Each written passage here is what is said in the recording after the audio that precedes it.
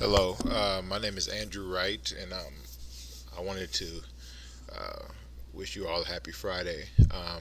But For this video, as we had to look at the Oxford Scholarship online, um, one of the things I wanted to do was to try to find different topics that would make it so it wouldn't be just about conflict. That's one thing that I am finding, that there is a myriad of sources about the battles themselves, about the tanks that were there, the infantrymen, the cavalry scouts, artillerymen that were in the battle, the army, the marines.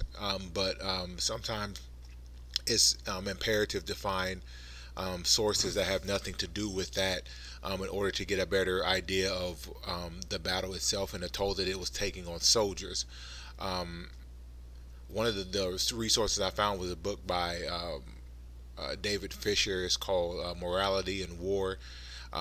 This is talked about: is war moral? Is war justified during this time?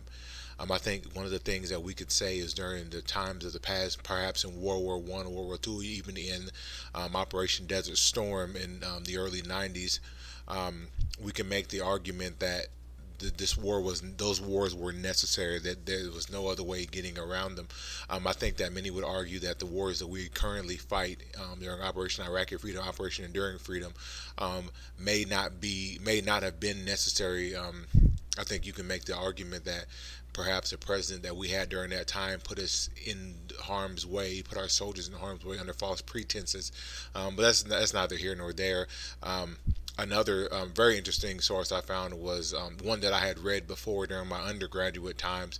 It was called um, Adaptation in Fire: How Militaries Change in Wartime. I think that this was something that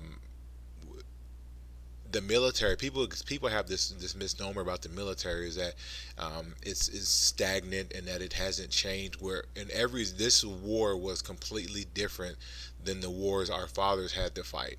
Um, the easiest comparison, the easiest parallel between this Operation Iraqi Freedom is, of course, Operation Desert Storm. But that war was over very quickly, for a number of reasons. The main one was the enemy came right at us, and we used that war. Operation Desert Storm was mainly a tank battle. It was mainly won by our tankers. Um, we just obliterated the enemy by using our tanks and our superior firepower. And the Iraqis were under the false impression that their tanks could withstand or hold up against our tankers. And the issue for that war was simply that our tankers are better trained. We have the Army has the best trained tankers in the world. There's no question about that. Um, we need to that source is important because it tells you how war changes individuals, how colonels and generals go into battle with a set plan to do something, and once they get there and they realize the battle plan and the battle structure, it totally changes how they do things. One of the things that comes to mind is that in this war we had to use JSSs, or joint security sites, or COPs, or combat outposts, um, and that was something we didn't have to do before.